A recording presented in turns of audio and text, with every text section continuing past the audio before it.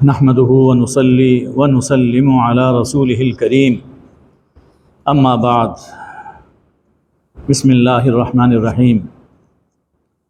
سورہ الاحزاب آیت نمبر 36 سے آخری آیت نمبر 73 تک سورہ احزاب کا نصف ثانی اس وقت ہمارے سامنے ہے۔ گزشتہ درس میں یہ بات گزر چکی کہ عرب میں یہ سمجھا جاتا تھا کہ اگر کسی کو منہ بولا بیٹا بنا لیا ہے تو وہ حقیقی بیٹے کی طرح ہے اور اس کی بیوی حقیقی بہو کی طرح ہے، اور اس رسم اس سوچ کی وجہ سے کئی مشکلات بھی پیش آتی تھیں، لیکن چونکہ ایک رسم ہے پرانے دور سے چلی آ رہی تھی تو کسی میں یہ ہمت نہیں تھی کہ اس رسم کو ختم کرتا، جو کہ واقعے کے خلاف ہے۔ اب دیکھیے کہ اللہ جل شانہ نے حضور اکرم صلی اللہ علیہ وسلم کے ذریعے سے اس رسم کو کیسے جڑ سے اکھیڑ پھینکا۔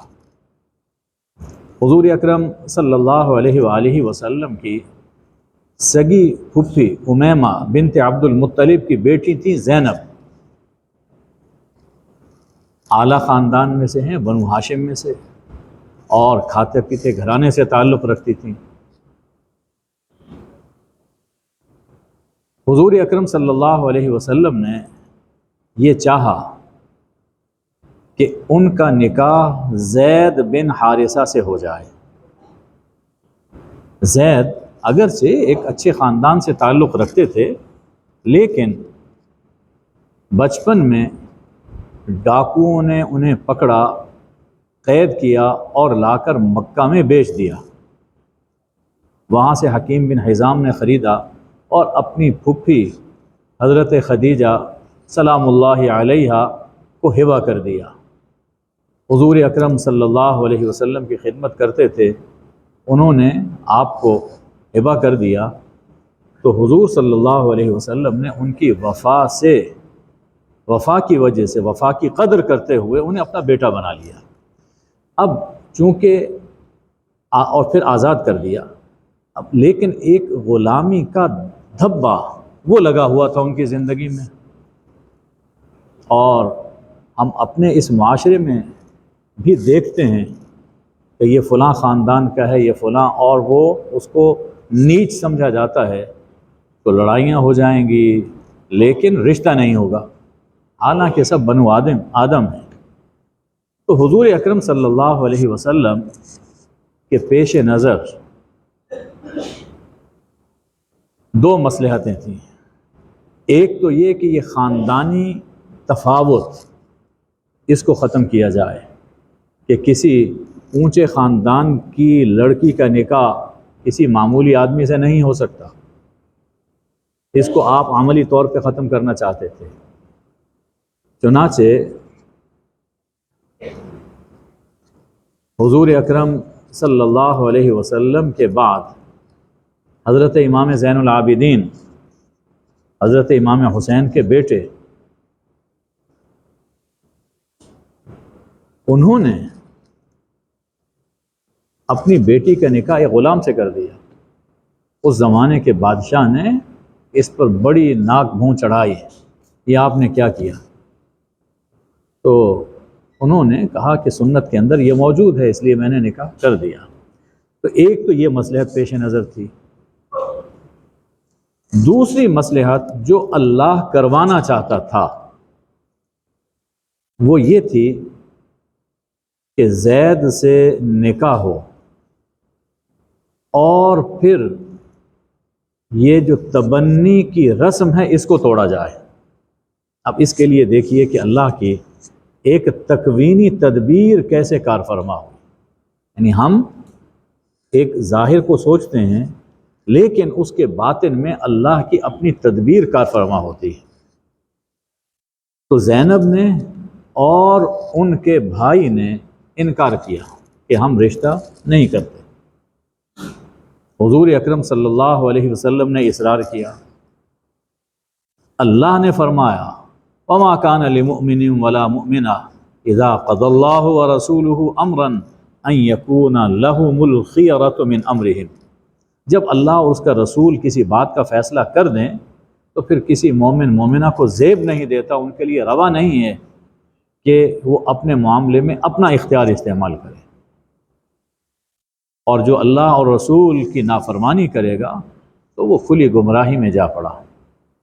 جب یہ آیہ کریمہ نازل ہو گئی، اب سر جھکا دیا اور نکاح ہو گیا۔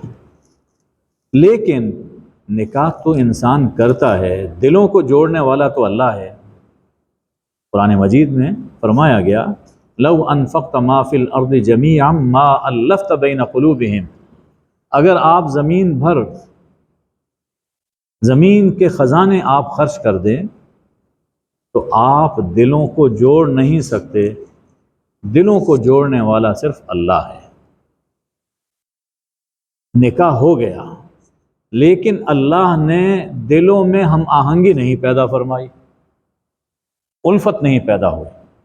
چنانچہ زید آتے، وہ آن حضرت سے شکایت کرتے کہ وہ یہ کہتی ہیں، ان کا رویہ ایسا ہے۔ آپ زید کو سمجھاتے کہ ایسا نہ کرو، دیکھو کہ وہ نکاح کرنا نہیں چاہتے تھے لیکن میرے اصرار پر انہوں نے قبول کیا، اللہ کے حکم پر انہوں نے قبول کیا، اب نبھاؤ اسے۔ زینب وہ الگ شکایت کرتی، تو یہ قصہ چل رہا تھا یہاں تک کہ اللہ نے اب وہ جو اللہ کا ایک تدبیر تھی وہ کار فرما ہوئی۔ جب بات ایک حد تک پہنچ گئی اور نبھا بہت مشکل ہو گیا تو پھر زید بن حارثہ رضی اللہ عنہ نے زینب بنت جحش رضی اللہ عنہا ان کو طلاق دے دی۔ عدت گزر گئی، اب اللہ کا قرآن نازل ہوا۔ اللہ نے فرمایا زوجناکہا، ہم نے تجھے اس کا زوج بنا دیا، ہم نے تجھے اس کا زوج بنا دیا، یعنی ہم نے تمہارا نکاح ان سے زینب سے کر دیا۔ حضور اکرم صلی اللہ علیہ وسلم گئے، اللہ کا یہ فرمان سنایا اور حضرت زینب آپ کے ساتھ آپ کے گھر چلی آئیں۔ تو یہ اللہ کی تدبیر تھی کہ منہ بولا بیٹا حقیقی بیٹے کی طرح ہے اور اس کی بیوی حقیقی بہو کی طرح ہے، جس سے کبھی نکاح نہیں ہو سکتا۔ اللہ چاہتا تھا کہ اس رسم کو ختم کیا جائے، اس کے لیے حضور اکرم صلی اللہ علیہ وسلم کی شخصیت مقدسہ کو اللہ تعالیٰ نے اس جہاد کے میدان میں اتارا۔ یہ بہت بڑا جہاد تھا یہ، چنانچہ سیرت کی کتابوں میں پڑھیے، اس موقع پر منافقین کی طرف سے جو ایک طوفان بدتمیزی برپا کیا گیا، الامان الحفیظ، بہو سے نکاح کر لیا انہوں نے۔ یہ دیکھو کیسے پیغمبر ہیں، بہو سے نکاح، یعنی جو بہانے کی تلاش میں تھے ان کو ایک بہانہ مل گیا، لیکن آپ پوری استقامت کے ساتھ اس پر قائم رہے اور قیامت تک کے لیے اس پابندی کو ختم کروا، اس رسم کو ختم کر دیا۔ اللہ جل شانہ فرماتے ہیں کہ ہم نے یہ بات اس لیے کی تاکہ آئندہ مومنین پر اس بارے میں کوئی تنگی باقی نہ رہے اور کوئی ان کو حقیقی بہو کی طرح نہ سمجھے۔ فرمایا کہ اللہ نے جو حکم دیا ہے اس بارے میں نبی پر کوئی تنگی نہیں ہے۔ سنت اللہ فی الذین خلو من قبل، یہ اللہ کی سنت ہے جو پہلوں میں بھی رہی، اور اللہ کا حکم طے شدہ ہے جو ہو کر رہتا ہے۔ اس سے یہ معلوم ہوا کہ سنت اللہ، یہ اللہ کی سنت ہمیشہ رہی ہے کہ سماجی رسوم کے خلاف، غیر شرعی رسموں کے خلاف پیغمبروں نے اپنے اپنے وقت میں جہاد کیا ہے۔ یہی میثاق ہے، یہی سنت ہے جس کا کہ ذکر اس سے پہلے سورہ کی ابتدا میں گزر چکا کہ ہم نے نبیوں سے میثاق لیا اور بڑا گاڑھا میثاق لیا، اس میثاق سے یہی میثاق ہے کہ غیر شرعی رسموں کے خلاف جہاد کرنا ہے، ان کی اصلاح کرنی ہے۔ پھر فرمایا کہ یہ وہ لوگ ہیں یعنی انبیاء کہ جو اللہ کے پیغامات پہنچاتے ہیں، وَيَخْشَوْنَهُ، اور بس اسی سے ڈرتے ہیں، اور اللہ کے سوا کسی اور سے نہیں ڈرتے۔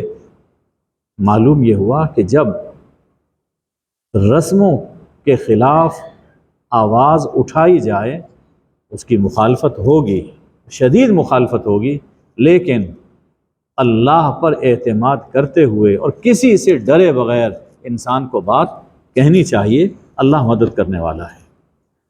اب یہ جو بات کہ انہوں نے کہا کہ زید آپ کے بیٹے ہیں اور ان کی بیوی آپ کی بہو ہیں، اللہ نے اعلان کر دیا کہ ما کان محمد ابا احد من رجالکم، محمد صلی اللہ علیہ وآلہ وسلم تم مردوں میں کسی کے باپ نہیں، تم مردوں میں کسی کے باپ نہیں۔ مکہ کے دور میں حضور اکرم صلی اللہ علیہ وسلم کے یہاں جناب قاسم، جناب عبداللہ پیدا ہوئے، لیکن بچپن ہی میں ان کا انتقال ہو گیا، ابھی دودھ پیتے بچے تھے جب انتقال ہو گیا۔ مدنی دور میں اللہ تعالیٰ نے آپ کو ابراہیم عطا فرمائے، اور 18 ماہ کی عمر تھی ان کا بھی انتقال ہو گیا، یعنی آپ کی نرینہ اولاد میں کوئی بھی بچہ وہ بڑا نہیں ہوا۔ تو فرمایا کہ تم مردوں میں کسی کے باپ نہیں، ہاں بیٹیوں کے باپ تھے۔ اللہ تعالیٰ نے 4 بیٹیاں عطا فرمائیں، زینب، رقیہ، ام کلثوم اور سیدہ فاطمہ رضی اللہ عنہن۔ تو جب مردوں میں سے کسی کے باپ نہیں ہیں تو زید ان کے بھی باپ نہیں ہیں، لہٰذا جب باپ نہیں ہیں تو ان کی بیوی ان کی بہو کیسے ہو سکتی ہے؟ تو فرما دیا کہ محمد صلی اللہ علیہ وآلہ وسلم تم مردوں میں کسی کے باپ نہیں۔ جب اتنی بات فرما دی، اب ذہن میں کسی کے یہ خیال آ سکتا تھا کہ ہم تو آپ پر ایمان لائے ہیں، آپ کی رسالت کو ہم مان رہے ہیں، اور رسول اپنی امت کا روحانی باپ ہوتا ہے، تو یہ نفی فرما دی کہ کسی کے باپ نہیں ہیں، تو شاید اس کی بھی نفی ہو جائے گی۔ اللہ نے فوراً استدراک فرمایا، لیکن اللہ کے رسول ہیں، لیکن آپ اللہ کے رسول ہیں، یعنی روحانی باپ ہیں، آپ اللہ کے رسول ہیں، اور رسول ایسے نہیں جیسے گزشتہ رسول آئے تھے، آپ ان میں ایک نمایاں شان رکھتے ہیں کہ آپ خاتم النبیین ہیں، آپ سب نبیوں کی مہر ہیں، کہ جسے جب بھی نبوت اور رسالت ملی آپ کی مہر سے ملی، اور آپ جب آ گئے تو اب انبیاء اور رسولوں کے آنے کا سلسلہ اس پر سیل لگ گئی کہ اب کوئی اور نبی نہیں آئے گا، جو آنے تھے ان کو کوئی نکال نہیں سکتا، اور آئندہ کوئی آ نہیں سکتا، تو گویا آپ آخری نبی ہیں۔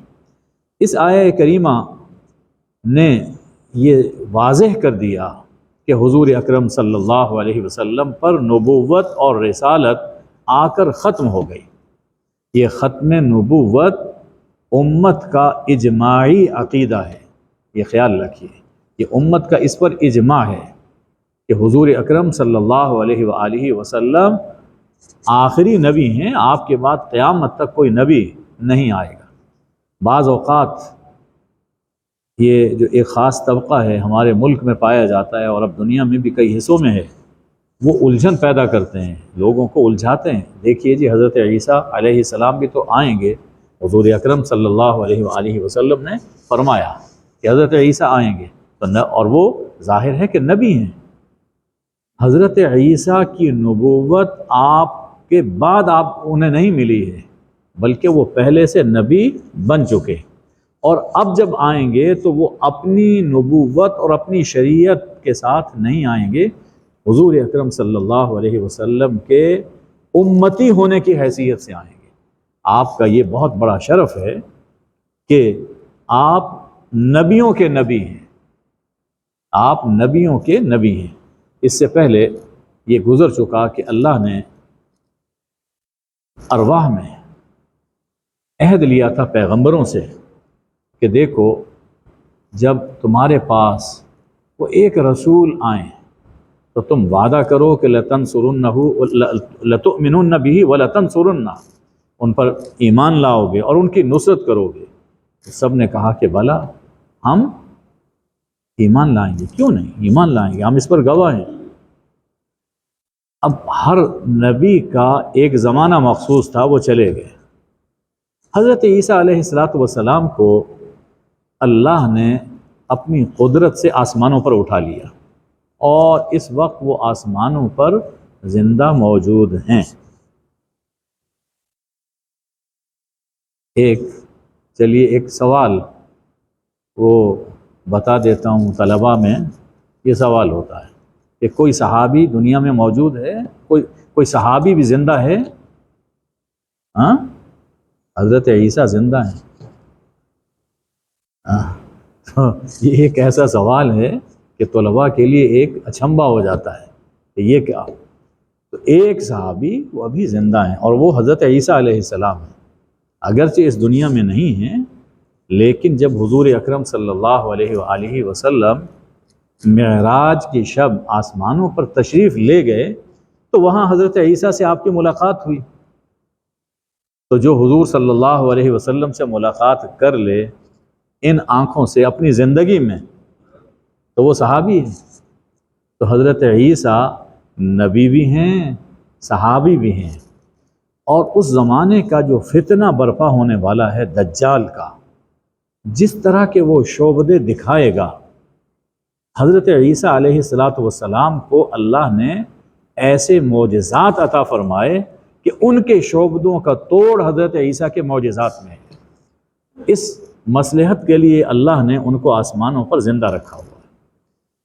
اور دوسری یہ مصلحت کہ جو پیغمبروں نے وعدہ کیا تھا اس کا ایک نمونہ وہ پوری دنیا کو اللہ دکھانا چاہتا ہے۔ امتی نبی کے طور پر آئیں گے، اور اس کا اظہار اس بات سے ہوگا کہ جب وہ آسمان سے زمین پر تشریف لائیں گے، اتریں گے، تو حضرت امام مہدی سلام اللہ علیہ جماعت کی امامت کے لیے آگے بڑھ چکے ہوں گے، اور حضرت عیسیٰ پہنچ جائیں گے۔ تو پہلی نماز حضرت مسیح علیہ السلام امام مہدی کی اقتداء میں ادا کریں گے، یعنی اس بات کا اعلان ہوگا کہ اب میں اپنی نبوت اور اپنی شریعت کی تبلیغ کے لیے نہیں آیا، بلکہ میں حضور اکرم صلی اللہ علیہ وسلم کی شریعت پر عمل کرنے اور کروانے کے لیے آیا۔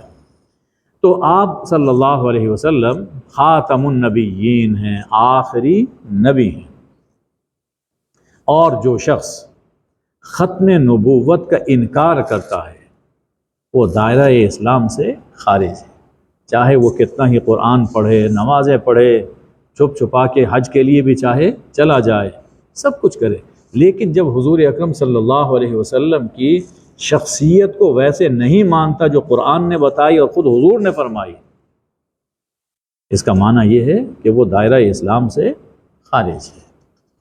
دیکھیے، حضور اکرم صلی اللہ علیہ وسلم کے بعد جب ایک نئے نبی کو مان لیا تو ان کی امت الگ ہو گئی، ان کی امت الگ ہو گئی، وہ امت محمدیہ میں شامل نہیں ہے۔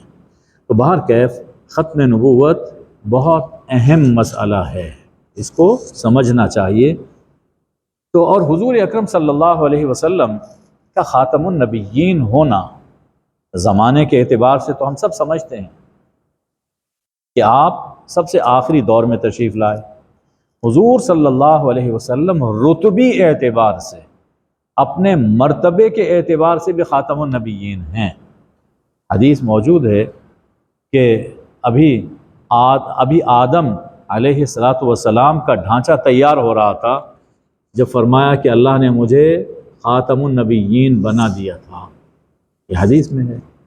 اب آپ اس وقت تو عالم ارواح میں تھے، لیکن تمام انبیاء آتے رہے، تو ان انبیاء کے آتے ہوئے بھی حضور صلی اللہ علیہ وسلم اپنے مرتبے کے اعتبار سے خاتم النبیین رہے، لیکن اس وقت کا معاملہ ایسا تھا کہ جیسے آفتاب چھپا ہوا ہوتا ہے،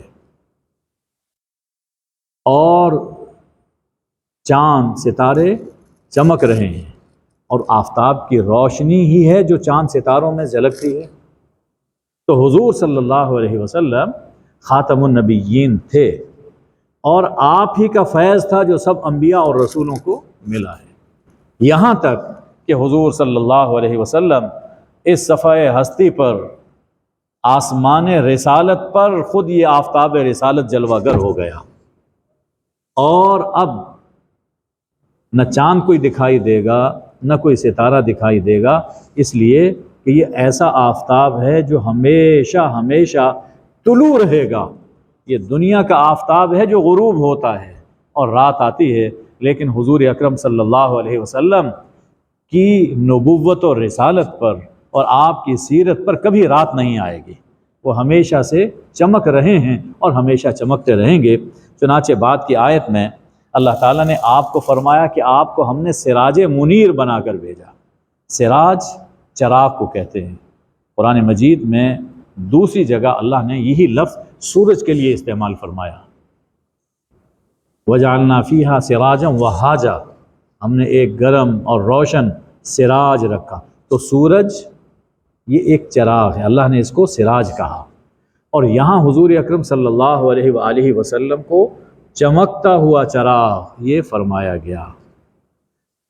گویا آپ آفتاب ہیں، یعنی سراج کا لفظ اللہ نے آفتاب کے لیے استعمال فرمایا، تو جب یہاں آپ کو سراج فرمایا گیا تو آپ آفتاب نبوت اور آفتاب رسالت ہیں، اور جب آفتاب طلوع ہو جائے تو اب اس کے بعد کسی اور روشنی کی ضرورت باقی نہیں رہتی، کیونکہ ضرورت نہیں ہے، اس لیے کوئی اور نبی نہیں آئے گا۔ یہ جو لفظ میں نے استعمال کیا کہ کسی نبی کے آنے کی ضرورت نہیں ہے، اس لفظ کو ذہن میں رکھیے گا۔ اس پر یہ جو گمراہ لوگ ہیں، بھٹکے ہوئے، یہ دھوکہ دیتے ہیں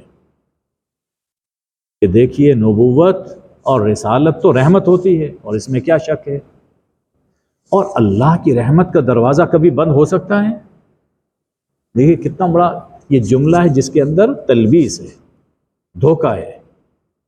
تو یہ لوگ جو اس بات کے قائل ہیں کہ آپ کے بعد کوئی نبی نہیں آئے گا، وہ گویا کہ اللہ کی رحمت کا دروازہ بند کرنا چاہتے ہیں، یہ کہہ رہے ہیں۔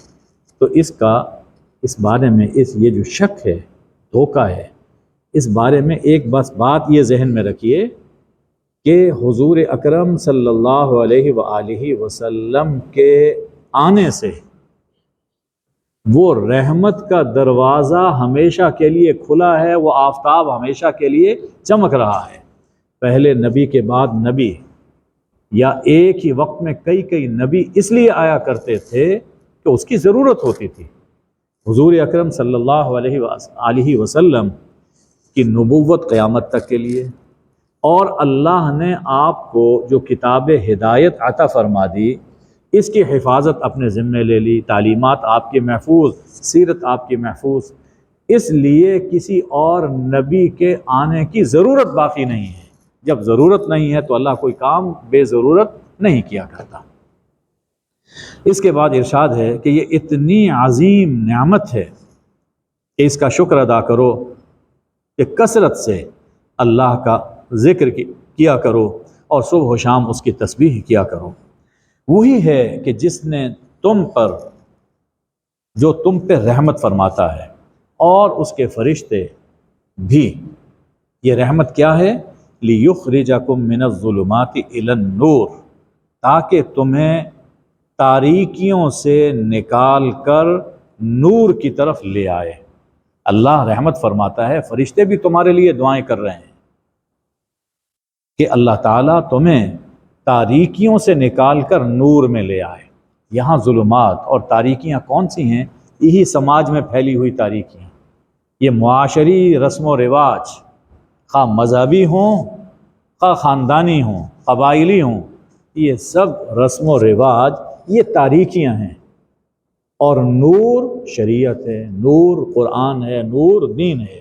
تو یہ اللہ اپنی رحمت فرما رہا ہے، اور فرشتوں کی تائید، ان کی دعائیں بھی شامل ہیں کہ تم ان تاریکیوں سے نکل کر نور شریعت کے اندر آ جاؤ۔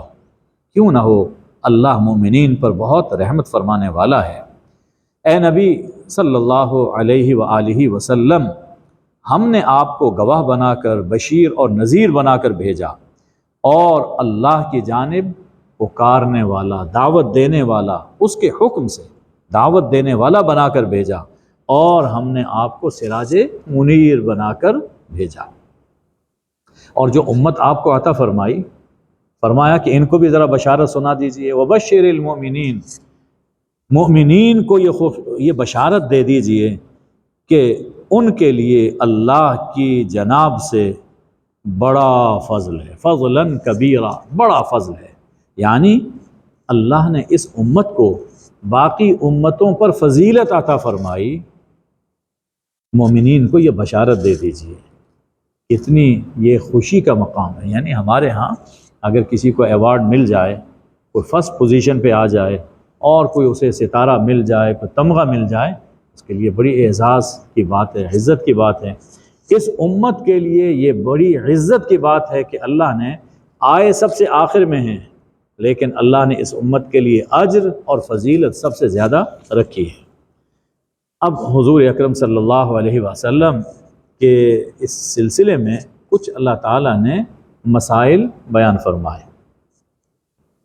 سب سے پہلا حکم یہ فرمایا کہ نکاح ہو گیا لیکن رخصتی نہیں ہوئی، نکاح ہوا، رخصتی نہیں ہوئی، اور خلوت بھی نہیں ہوئی، یکجائی بھی نہیں ہوئی، یعنی میاں بیوی ایک جگہ پر تنہا نہیں بیٹھے، اور اس سے پہلے طلاق ہو گئی، رخصتی سے پہلے یا خلوت سے پہلے طلاق ہو گئی، تو ایسی صورت میں عدت نہیں ہے۔ کوئی سوٹ، کوئی گفٹ دے کر خوبصورتی کے ساتھ رخصت کر دیا جائے، کیونکہ اگر خلوت ہو جائے تو پھر مہر دینا لازم ہے، اور اس کے بعد عدت گزارنا لازم ہے۔ ایسی صورت میں عدت بھی نہیں ہے، اور مہر اگر مقرر نہیں ہوا تو وہ بھی نہیں دیا جائے گا۔ اب حضور اکرم صلی اللہ علیہ وسلم کے نکاح کا خصوصی حکم بیان فرمایا گیا۔ اس بارے میں ہمارے نوجوانوں میں، اور جو باہر سے مستشرقین ہیں، آزاد خیال ہیں، اور اب یہ آزاد خیالی تو امپورٹ ہو گئی، ہر سال آپ دیکھتے ہیں کہ 8 مارچ کو مختلف سڑکوں پر اس روشن خیالی اور آزاد خیالی کے نام پر جو بدتمیزی پھیلائی جاتی ہے آپ کے سامنے ہے، اس میں حضور اکرم صلی اللہ علیہ وسلم کی ذات گرامی پر بھی انہوں نے پلے کارڈ اٹھائے ہوئے ہوتے ہیں۔ یہ لوگ باہر تو روتے ہیں کہ فلاں نے گستاخی کی، یہاں پر جو گستاخی ہوتی ہے اس کی کسی کو پرواہ ہی نہیں۔ اب میں اس کا ذکر نہیں کرنا چاہتا ہوں۔ تو حضور اکرم صلی اللہ علیہ وسلم کو اللہ نے نکاح میں کچھ ایک خصوصی مقام عطا فرمایا، ایک امتیاز عطا فرمایا، تمام امت سے الگ، اور اس کی اپنی مصلحتیں ہیں جو اپنے وقت پر بیان کی جائیں گی۔ سب سے پہلی چیز، آپ کو تعداد کی پابندی سے اللہ نے مستثنیٰ کیا۔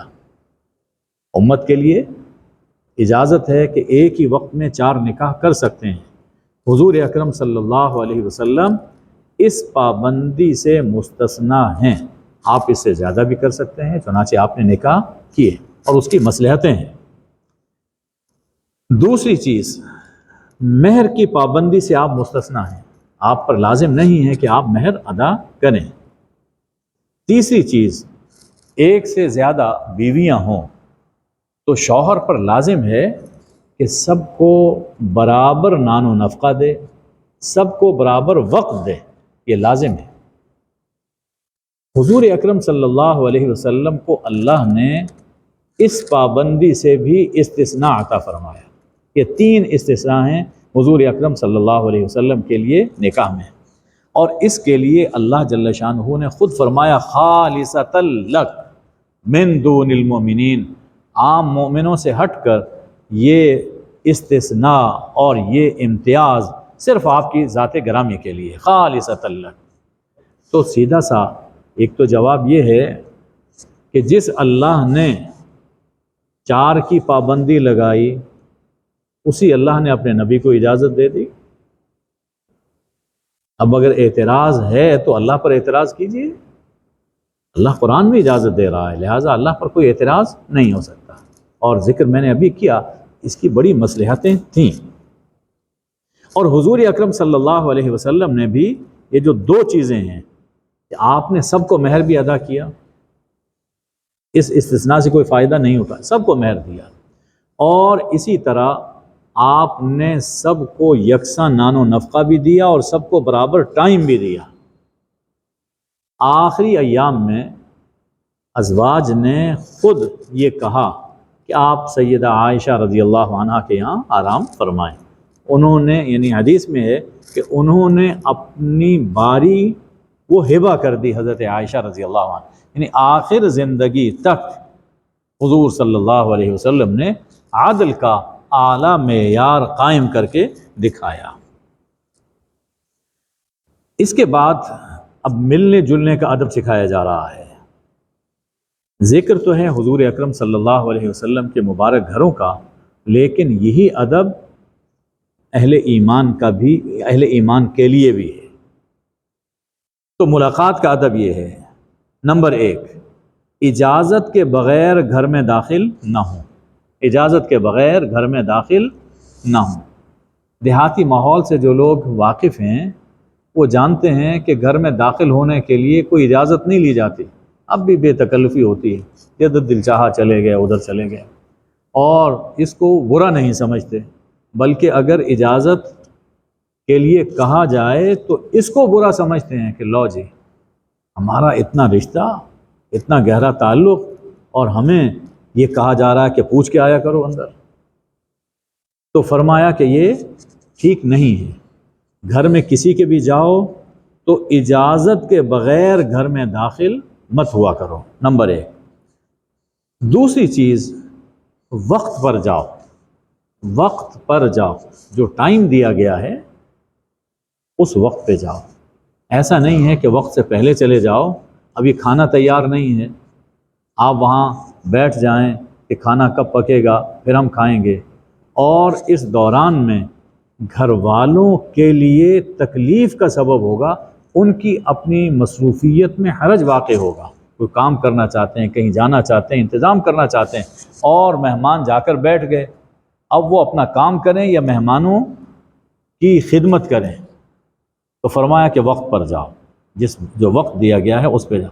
آپ اندازہ کیجئے کہ یہ جو آداب تعلیم فرمائے گئے ہیں، آج جو ہمارا جدید معاشرہ ہے اس کے اندر یہ آداب ہیں جو اللہ تعالیٰ نے 1400 برس پیشتر حضور اکرم صلی اللہ علیہ وسلم کے ذریعے امت کو تعلیم فرمائی۔ تیسری بات یہ فرمائی کہ کھانا کھا چکو تو اپنے گھر کا رستہ لو، وَلَا مُسْتَأْنِسِينَ لِحَدِيث، گپ شپ کے لیے نہ بیٹھے رہا کرو، بس کھانے کے لیے بلایا، وقت پر جاؤ، کھانا کھا چکے اب بس اجازت لو اور چلے جاؤ، اس لیے کہ آپ کے زیادہ دیر بیٹھنے سے ان کے کام میں حرج نہ ہو۔ ہاں اگر میزبان خود کہتا ہے کہ جی آپ بیٹھیں، وہ ایک الگ بات ہے، لیکن اگر اس نے نہیں کہا اور کھانا کھا چکے تو بس پھر اپنے گھر کا رستہ لینا چاہیے۔ یہ 3 آداب تعلیم فرمائے۔ ارشاد فرمایا کہ یہ بات نبی صلی اللہ علیہ وسلم کو ایذا پہنچاتی ہے کہ تم جاؤ، وقت سے پہلے جاؤ اور کھانے کے بعد وہاں بیٹھے رہو، فَيَسْتَحْيِي مِنْكُمْ، لیکن آپ بہت باحیا ہیں، آپ برداشت کرتے ہیں، کہتے نہیں وَاللَّهُ لَا يَسْتَحْيِي مِنَ الْحَقِّ، حق بیان کرنے میں، سچ بات بیان کرنے میں اللہ کسی بات کی حیا نہیں، کسی کی پرواہ نہیں ہے، لہٰذا اپنے نبی صلی اللہ علیہ وسلم کے لیے وہ خاص آداب تعلیم فرما دی۔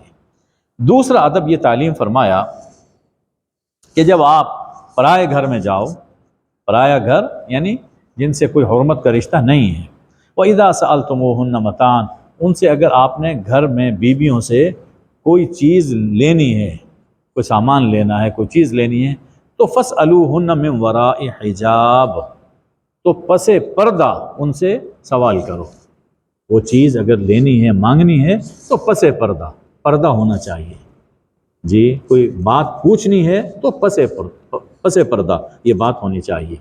ذالکم اطہر لقلوبکم وقلوبہن، یہی چیز، یہی طریقہ دلوں کے لیے، دلوں کو پاک رکھنے میں بہت ہی معاون ہے، اسی سے دل پاک رہیں گے۔ اب ایذا کی بات آئی تو فرما دیا کہ تمہارے لیے روا نہیں ہے، تمہارے لیے جائز نہیں ہے کہ رسول اللہ صلی اللہ علیہ وسلم کو اذیت پہنچاؤ۔ تمہارے لیے جائز نہیں ہے کہ اپنے قول سے، اپنے عمل سے حضور صلی اللہ علیہ وسلم کو اذیت پہنچاؤ، نہ آپ کی دنیاوی حیات میں اور نہ اس حیات میں جس میں کہ آپ اس وقت موجود ہیں، اذیت نہ پہنچاؤ۔ چنانچہ یہ فرما دیا کہ وَلَا أَن تَنْكِحُوا أَزْوَاجَهُ مِن بَعْدِهِ أَبَدًا، آپ کی ازواج سے آپ کے بعد، یعنی اس دنیا سے تشریف لے جانے کے بعد آپ کی ازواج سے کبھی نکاح جائز نہیں ہے کہ اس سے تکلیف پہنچے گی۔ اب یہ تکلیف جو پہنچتی ہے، ظاہر ہے کہ کوئی شخص زندہ ہوتا ہے تو تکلیف پہنچتی ہے، اس میں یہ بھی اشارہ ہے کہ حضور اکرم صلی اللہ علیہ وآلہ وسلم اب بھی اس برزخ میں حیات ہیں، زندہ ہیں، لیکن ایسی زندگی ہے جس کا کہ ہمیں شعور نہیں۔ جب شہداء کی حیات کے بارے میں اللہ نے قرآن میں فرما دیا کہ بڑی لطیف حیات ہے، ہیں وہ زندہ لیکن تم ان کی زندگی سمجھ نہیں سکتے، تو انبیاء کا مقام تو شہداء سے بھی بلند تر ہے، تو اللہ ان کو ان کی شان کے مطابق ایک لطیف حیات عطا فرماتا ہے، لیکن ہم اسے سمجھ نہیں سکتے۔ یہ حضور اکرم صلی اللہ علیہ وسلم کا خاص ادب ہے۔ قرآن پاک میں سورہ حجرات میں یہ چیز فرمائی گئی، یا ایھا الذین آمنوا لا ترفعوا اصواتکم فوق صوت النبی ولا تجہروا له بالقول کجہر بعضکم لبعض ان تحبط اعمالکم وانتم لا تشعرون۔ حضور صلی اللہ علیہ وسلم کی آواز سے اپنی آواز بلند نہ کرو، آپ سے یوں بے تکلفی سے بات نہ کرو جیسے تم ایک دوسرے سے کرتے ہو، ایسا نہ ہو کہ تمہیں پتہ ہی نہ چلے اور تمہارے ساری نیکیاں برباد ہو جائیں۔ یہ ادب جیسے آپ کی ظاہری زندگی کے لیے تھا، اس دور میں تھا، یہ ادب آج بھی موجود ہے۔ اب بھی اگر کوئی مسجد نبوی میں جاتا ہے، یعنی حضرت عمر رضی اللہ تعالیٰ عنہ، ان کے دور میں ایک دو آدمی بیٹھے ہوئے کچھ باتیں کر رہے تھے زور سے، تو حضرت عمر نے ان کو اشارے سے بلایا، کہاں سے آئے ہو؟ فلاں علاقے سے۔ فرمایا اگر تم مدینے کے ہوتے میں تمہیں سزا دیتا۔ کہ تمہیں یہ ادب معلوم نہیں ہے کہ رسول اللہ صلی اللہ علیہ وسلم کی موجودگی میں بلند آواز سے بات کرنا جائز نہیں ہے؟ ایک مرتبہ کیواڑ ٹھیک کرنے کی ضرورت تھی، حضرت عائشہ رضی اللہ تعالیٰ عنہ حیات تھیں، تو کیواڑ ٹھیک کرنی تھی تو ٹھک ٹھک کی آواز ہوئی، تو فرمایا کہ روک دو اسے، باہر جا کے ٹھیک کرو اور لا کر یہاں پر نصب کر دو، حضور صلی اللہ علیہ وسلم کے آرام میں خلل نہ آئے۔ تو وہاں جب بھی انسان جائے تو یہ مقام ایسا ہے، حضور صلی اللہ علیہ وسلم کی بارگاہ یہ عرش سے بھی نازک تر ہے۔ ادب گاہی زیر آسماں از عرش نازک تر، نفس گم کردمی آیت جنید و با یزید جا۔ یہاں تو بڑے بڑے بادشاہ آئیں، اولیاء آئیں تو ان کی سٹی بھی گم ہو جاتی ہے، عرش سے نازک تر۔ وہاں جا کر آواز بلند کرنا، نعرے لگانا، ووٹنگ کرنا، یہ بہت بڑی بدبختی ہے۔ یہ فرمایا کہ زبان سے کہنا تو کجا، حضور صلی اللہ علیہ وسلم کے بارے میں کوئی ایسی بات جس سے اذیت پہنچے، یہ زبان سے کہنا تو کجا، دل میں بھی ایسا خیال نہ لانا، دل میں بھی ایسا خیال نہ لانا۔ اللہ کو دلوں کا حال معلوم ہے۔ اب پھر ایک مسئلہ بیان فرما دیا کہ کن سے حجاب ضروری نہیں ہے۔ فرمایا تھا کہ اگر تم گھر جاؤ تو حجاب میں رہو، پسے پردہ، سوال کرو، بات کرو، کوئی چیز لینی ہے تو لو، لیکن کن سے حجاب ضروری نہیں ہے، پردہ ضروری نہیں ہے۔ فرمایا کہ آبا، باپ، دادا، نانا، ان سے حجاب نہیں، اسی طرح بیٹوں سے، بھائیوں سے، بھتیجوں سے اور بھانجوں سے حجاب ضروری نہیں ہے، یہ حرمت کے رشتے ہیں۔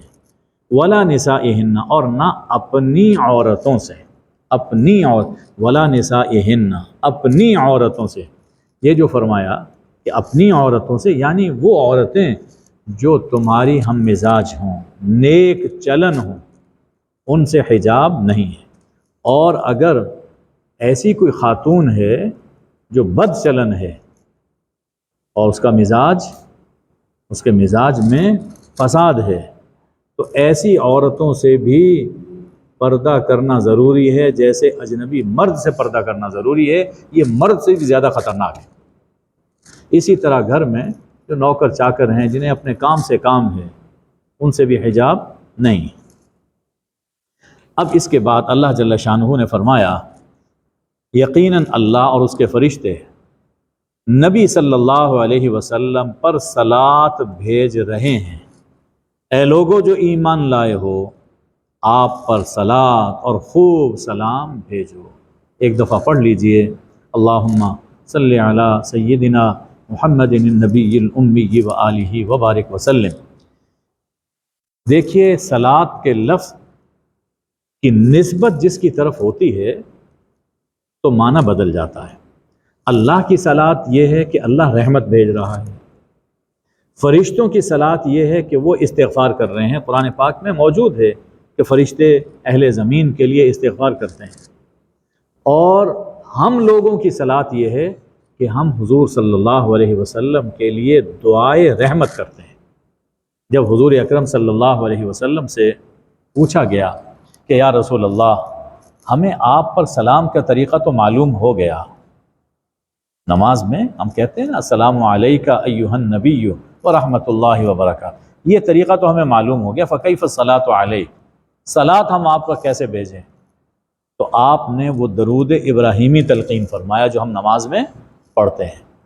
اس میں آپ نے یہ سمجھا دیا، یعنی اللہ نے یہ فرمایا کہ تم ان پر رحمت بھیجو، اور آپ نے کیا فرمایا کہ یوں کہو کہ اللہم صلی علی، اللہم بارک علی، اے اللہ آپ رحمت بھیجئے، ہم دعا کرتے ہیں۔ یعنی یہ بات سمجھا دی کہ ہم کون ہیں جو آپ کے شایان شان آپ کی خدمت میں کوئی رحمت بھیج سکیں؟ یہ تو وہی بھیج سکتا ہے جو آپ کے مرتبے سے آگاہ ہے، جانتا ہے۔ تو ہم اللہ کے سپرد یہ کام کرتے ہیں کہ اے اللہ آپ نبی صلی اللہ علیہ وسلم پر اور ان کی آل پر رحمت بھیجئے، برکت نازل کیجئے۔ بس یہی جب ہم اللہ سے دعا کرتے ہیں تو اللہ اسے ہماری طرف منسوب کر دیتا ہے کہ تم نے گویا کہ صلاۃ و سلام پڑھا ہے، یہ اس کا کرم ہے۔ اس مقام پر دیکھیے کہ پہلے ان رسموں کا ذکر ہے اور اب صلاۃ و سلام کا حکم دیا جا رہا ہے۔ اصل میں حضور اکرم صلی اللہ علیہ وسلم نے جو ان رسموں کے خلاف اذیتیں جھیلتے ہوئے جہاد کیا اور ڈٹے رہے، اور آپ کے ساتھ آپ کا خاندان وہ بھی اس جہاد میں شریک تھا، تو یہ صلاۃ و سلام ان جاہلی اور سماجی رسوم کے خلاف کامیاب جہاد پر تحسین و آفرین ہے۔ واہ میرے حبیب، واہ میرے حبیب، آپ نے میرا حکم کیسے پورے کر کے دکھایا۔ اللہ رحمت بھیجتا ہے، ہمیں بھی کہا کہ تم ان کی شان اور ان کے مرتبے کا اعتراف کرو اور دعائے رحمت ان کے لیے کیا کرو۔ اب یہ دعائے رحمت کیسی ہے، اس کی کیا شان ہے، اس کے لیے حضرت شاہ عبد القادر کے ایک جملہ عرض کر دیتا ہوں۔ فرماتے ہیں کہ اللہ سے رحمت مانگنی اپنے پیغمبر پر، اللہ سے رحمت مانگنی اپنے پیغمبر پر اور ان کے ساتھ ان کے گھرانے پر، ان کے ساتھ ان کے گھرانے پر بڑی قبولیت رکھتی ہے۔ یہاں یہ بات نوٹ کیجئے کہ جب بھی صلاۃ پڑھی جائے تو اس میں آل کا ذکر کرنا ضروری ہے۔ اب دیکھیے قرآن پاک نے تو صرف اتنا فرمایا یا ایھا الذین آمنوا صلوا علیہ، آپ کا ذکر ہے کہ آپ پر بھیجو، اور جب آپ سے پوچھا گیا کہ کیسے ہم صلاۃ بھیجیں تو آپ نے فرمایا اللہم صلی علی محمد وعلی آل محمد، اللہم بارک علی محمد وعلی آل محمد، اس لیے کہ اس دین کے کام میں آپ کی آل وہ آپ کے ساتھ رہی، آپ کی حوصلہ افزائی کرتی رہی، اور اس جہاد میں وہ تن من دھن کے ساتھ شریک ہوئے۔ تو حضور صلی اللہ علیہ وسلم نے اس اعزاز میں اپنی آل کو اپنے ساتھ شامل فرمایا۔ اس لیے درود پڑھتے ہوئے اگر آل کا ذکر نہ کیا جائے، آل کا ذکر نہ کیا جائے تو یہ ناقص درود ہے، یہ حدیث میں موجود ہے، ناقص درود ہے۔ تو آپ کا بھی ذکر ہو اور آپ کے ساتھ آپ کی آل کا بھی ذکر ہو۔ اور آپ کی آل سے کیا مراد ہے؟ یہی جو درود ہم پڑھتے ہیں نا، اللہم صلی علی محمد و آل محمد بارک علی محمد و آل محمد، بخاری کی روایت میں یہاں آل کی جگہ پر علی ازواج محمد و ذریت محمد، ازواج اور ذریت کا لفظ موجود ہے صحیح بخاری کی روایت میں۔ گویا حضور صلی اللہ علیہ وسلم نے خود وضاحت فرما دی کہ یہاں آل محمد کون ہیں؟ ازواج اور آپ کی ذریت۔ یہ بات پہلے بھی آیہ تطہیر کے ذیل میں کل گزر چکی۔ تو بہرکیف اللہ سے رحمت مانگنی اپنے پیغمبر پر اور ان کے ساتھ ان کے گھرانے پر بڑی قبولیت رکھتی ہے، ان پر ان کے لائق رحمت اترتی ہے، ان پر ان کے لائق رحمت اترتی ہے، اور ایک دفعہ مانگنے سے 10 رحمتیں اترتی ہیں مانگنے والے پر۔ ایک دفعہ رحمت مانگنے سے 10 رحمتیں اترتی ہیں مانگنے والے پر، درود پڑھنے والے پر۔ اب جس کا جتنا جی چاہے اتنا حاصل کر لے، میدان کھلا ہے۔ بہت یعنی یہ وہ ایسی عبادت ہے، اللہ سے دعا کرنا یہ عبادت ہے، یہ ایسی عبادت ہے جو کبھی رد نہیں ہوتی، بلکہ ایسی عبادت ہے جو دوسری عبادتوں کو بھی قبول کروا لیتی ہے۔ اس لیے درود میں صلاۃ و سلام میں کبھی کوتاہی نہیں کرنی چاہیے۔ یہ جو درمیان میں ایک لفظ آ گیا یہ قابل غور ہے۔ انسان کے ذہن میں کبھی خیال آتا ہے کہ ہم نے حضور صلی اللہ علیہ وسلم کے لیے رحمت کی دعا کی، آپ پر رحمت نازل ہوئی، اور اللہ ہم پر 10 رحمتیں نازل فرما رہا ہے، تو گویا ہم پر زیادہ رحمتیں نازل ہو رہی ہیں۔ ایک وسوسہ دل میں انسان کے آتا ہے۔ تو حضرت شاہ صاحب رحمۃ اللہ علیہ کا یہ ایک لفظ وہ قابل غور ہے۔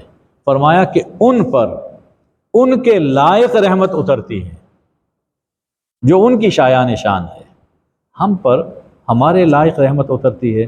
ہماری 10 رحمتیں 100 رحمتیں بھی اس ایک رحمت کے برابر نہیں ہیں جو حضور اکرم صلی اللہ علیہ وسلم کی ذات گرامی پر اللہ نازل فرماتا ہے۔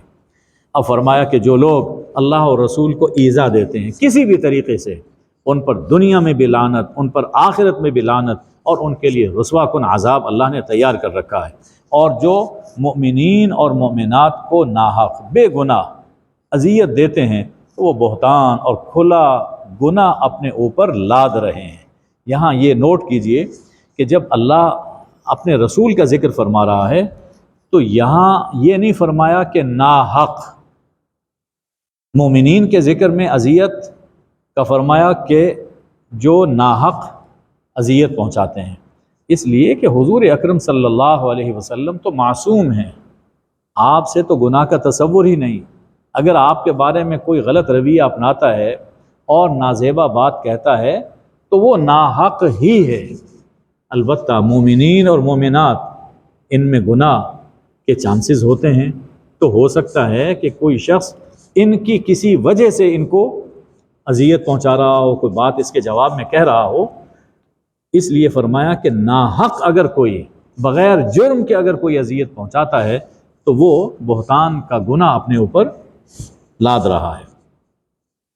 اب اللہ تعالیٰ نے باہر نکلنے کا پردہ اس کا ذکر فرمایا کہ جب خواتین باہر نکلیں تو پھر کیا کریں۔ ارشاد ہے کہ اے نبی صلی اللہ علیہ وآلہ وسلم اپنی ازواج سے، اپنی بیٹیوں سے اور مومنین کی عورتوں سے فرما دیجئے کہ اپنے اوپر اپنی بڑی چادر ذرا ڈھلکا لیا کریں، ذرا لٹکا لیا کریں، جسے ہماری زبان میں کہتے ہیں گھونگھٹ نکالنا، کہ چادر بڑی ہے اور گھونگھٹ ذرا ایک پلو تھوڑا سا نیچے ڈلکا لیا تو باہر جانا ہے تو بس یہ آپ کے لیے پردہ ہے۔ اور اس میں یہ بھی فرمایا کہ بناتے کا آپ کی اپنی بیٹیوں سے فرمائیے۔ کچھ لوگ ایسے نالائق ہیں کہ حضور صلی اللہ علیہ وسلم کی بیٹیوں کا انکار کر دیتے ہیں کہ آپ کی صرف ایک ہی بیٹی ہیں، باقی بیٹیاں نہیں ہیں۔ اللہ یہاں قرآن میں کہہ رہا ہے کہ آپ کی بیٹیاں، ظاہر ہے کہ آپ کی 4 بیٹیاں تھیں۔ یہ پردے کا حکم اس لیے بھی دیا گیا تاکہ پتہ چلے کہ شریف خواتین ہیں اور کوئی انہیں ستانے کی، تنگ کرنے کی جرات نہ کرے۔ اس کے بعد اللہ نے دھمکی دے دی کہ اگر یہ منافقین اور جن کے دلوں میں مرض ہے، یعنی بد نظری کا اور شہوت پرستی کا، اور جو مدینے میں جھوٹی باتیں پھیلانے والے ہیں، اگر یہ باز نہ آئے تو ہم آپ کو ان کے پیچھے لگا دیں گے، آپ کو ان پر مسلط کر دیں گے، اور پھر یہ بہت تھوڑی مدت یہاں آپ کے پڑوس میں رہنے پائیں گے، یعنی ان کو نکال دیا جائے گا۔ یہ کون لوگ ہیں؟ یہ جو تانگ جھانک کرتے ہیں اور تنگ کرتے ہیں خواتین کو، فرمایا ملعونین، یہ لعنتی ہیں۔ بڑا سخت لفظ اللہ نے استعمال، یہ ملعون لوگ، یہ کوئی معمولی بات نہیں ہے۔ جو کچھ ہمارے معاشرے میں یہ سیل فون پر اور یہ فیس بک پر اور دوسرے جو بھی وہ انسٹاگرام اور فلاں ان پہ جو کچھ شروع ہوا ہے، یہ لعنتی کام ہے، لعنتی۔ ملعونین فرمائے کہ لعنتی ہیں۔ اینما ثقفوا، جہاں ملیں اخذوا، پکڑے جائیں، اور وقتلوا تقتیلا، اور ان کو سزا میں قتل کیا جائے، تاکہ معاشرے کے اندر یہ فساد نہ پھیلے۔ دیکھیے جیسے یہ وائرس ہوتا ہے، وائرس، اس سے بچنے کے لیے ہم اس وائرس کو کل کرتے ہیں تاکہ آگے نہ پھیلے، اس کو ختم کرتے ہیں۔ اسی طرح یہ جو مرض ہے، دل کا مرض، تانگ جھانک کا مرض، یہ بھی ایک وائرس ہے۔ اگر اس کو ختم نہ کیا جائے تو خطرہ ہے کہ پورا معاشرہ اس کی لپیٹ میں آ جائے گا۔ فرمایا کہ آج کی بات نہیں ہے، فحاشی کے سد باب کی کوشش ہمیشہ سے چلی آ رہی ہے، سنت اللہ فی الذین خلو من قبل، اور اس سنت میں کوئی تبدیلی نہیں۔ اب اللہ تعالیٰ نے قیامت کا ذکر فرمایا کہ پوچھتے ہیں قیامت کب آئے گی، فرما دیجئے کہ اس کا علم اللہ کے پاس ہے، اور تمہیں کیا معلوم، شاید قیامت قریبی ہو، شاید قیامت قریب، یعنی اس کی فکر نہیں ہونی چاہیے کہ قیامت کب آئے گی، فکر تو اس کی ہونی چاہیے کہ آ جائے گی تو میرا کیا حال ہوگا، فکر اس کی ہونی چاہیے۔ فرمایا کہ ان کافروں پر لعنت ہے، ہمیشہ ہمیشہ جہنم میں رہیں گے، اور جہنم میں تقلب وجوہہم فی النار، ان کے چہروں کو آگ میں الٹایا پلٹایا جائے گا۔ اس وقت کہیں گے اے کاش کہ ہم نے اللہ اور اللہ کے رسول کی بات مانی ہوتی، اور کہیں گے کہ اے رب ہم نے اپنے سرداروں کی اور اپنے بڑوں کی بات مانی، فَأَضَلُّونَ السَّبِيلَ، انہوں نے ہمیں گمراہ کر دیا۔ یہ مقام بڑا اہم ہے، بڑا اہم مقام ہے۔ جہنم میں جب انسان چلا جائے گا، اب کہیں گے کہ ہمارے سرداروں نے کیونکہ کہا تھا، ہم تو ان کے پیچھے تھے، ہمارے بڑوں نے کہا تھا، ہم ان کے پیچھے تھے، انہوں نے ہمیں گمراہ کر دیا، اے اللہ انہیں دگنا عذاب دے اور ان پر بڑی لعنت فرما۔ یہ جہنم میں پہنچ کر کہیں۔ اس سے ہمیں یہ سکھایا جا رہا ہے کہ کوئی بھی لیڈر ہو، مذہبی ہو یا سیاسی ہو، اس کی ہر بات پر آنکھیں بند کر کے پیچھے نہیں لگنا چاہیے۔ کوئی بھی مذہبی ہو یا سیاسی لیڈر ہو، اس کی ہر بات کو آنکھیں بند کر کے قبول نہیں کرنا چاہیے۔ اللہ نے عقل دی ہے، قرآن ہے، سنت موجود ہے، اس میزان پہ پرکھنا چاہیے کہ کیا ہمیں سیدھے راستے پر لے جا رہے ہیں یا غلط راستے پر لے جا رہے ہیں۔ یہ جو ضد ہے نا کہ میں نے نہیں ماننا، ہم نے یہ کرنا ہے، یہ ضد وہ ہے کہ جس نے شیطان کو گمراہ کیا تھا، اور یہی ضد ہے جو انسان کو گمراہ کرتی ہے۔ اے لوگوں جو ایمان لائے ہو، ان لوگوں کی طرح مت بنو جنہوں نے موسیٰ علیہ السلام کو اذیت پہنچائی۔ پہلے حکم گزر چکا کہ وَمَا كَانَ لَكُمْ أَن تُؤْذُوا رَسُولَ اللَّهِ، تمہارے لیے روا نہیں ہے کہ تم اللہ کے رسول کو اذیت پہنچاؤ۔ حضرت موسیٰ کی قوم بنی اسرائیل مختلف طریقوں سے ان کو اذیت پہنچاتی تھی، ذہنی اذیت. تو فرمایا کہ تم لوگوں کو ایسا نہیں ہونا چاہیے. اس کے لیے ایک خاص واقعہ بھی ہے جو صحیح بخاری میں مذکور ہے، وہ اپنے مقام پر بیان کیا جائے گا.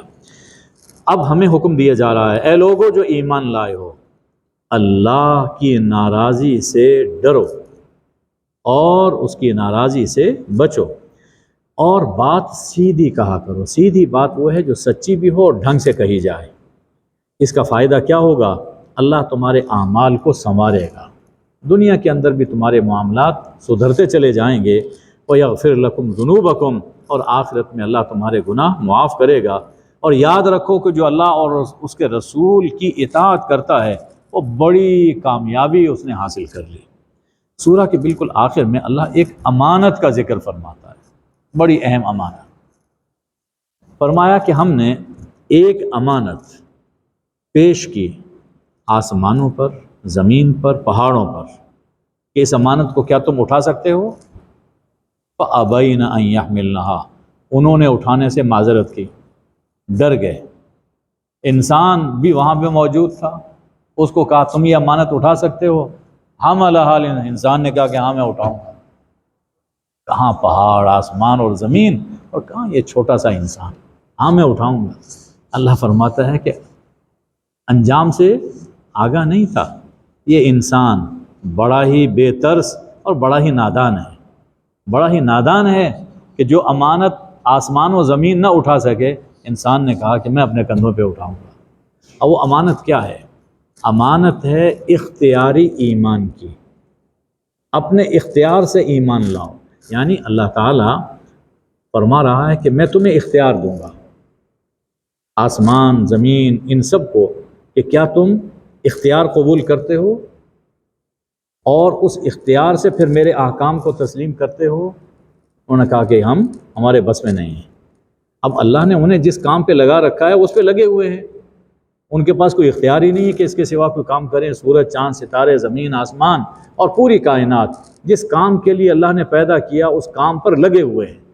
یہ انسان ہے کہ اس کو پیدا کیا اللہ نے اپنی عبادت کے لیے، اپنی بندگی کے لیے، لیکن یہ کچھ اور کام بھی کرتا ہے، نافرمانیاں کرتا ہے. تو ایمان اور ایمان اختیاری ایمان، یہ اللہ نے، یہ امانت تھی، ایمان کی امانت یہ اللہ نے ان کو انسان کو دی اور انسان نے اس کو قبول کر لیا. فرمایا کہ انجام پھر کیا ہوا؟ جن لوگوں نے نہیں مانا، منافقین اور مشرکین، مرد اور عورتیں، انجام یہ ہوگا کہ اللہ ان کو عذاب دے گا. اور جو مانیں گے مومنین اور مومنات، اللہ ان کے حال پر توجہ فرمائے گا، اور اللہ غفور الرحیم ہے. تو یہ جو آخری آیت ہے، اس سے یہ پتہ چلتا ہے کہ یہ امانت اختیاری ایمان کی علامت تھی. اپنے ایمان کے بارے میں، عمل کے بارے میں انسان کو ہمیشہ فکر مند رہنا چاہیے. اللہم صلی علی سیدنا و مولانا محمد النبی الامی و آلہ وبارک وسلم. اے اللہ ہمیں ایمان پر استقامت عطا فرما. اے اللہ ہمیں ایمان پر استقامت عطا فرما. اے اللہ ہمارا خاتمہ ایمان پہ فرما. اے اللہ اس زندگی میں ہمیں اعمال صالحہ کی توفیق عطا فرما. اللہ سب بیماروں کو شفائے کامل عاجل عطا فرما. ہمارے وطن کی حفاظت فرما. صلی اللہ وبارک وسلم علی حبیبہ سیدنا محمد و آلہ الطیبین الطاہرین. آمین یا ارحم الراحمین.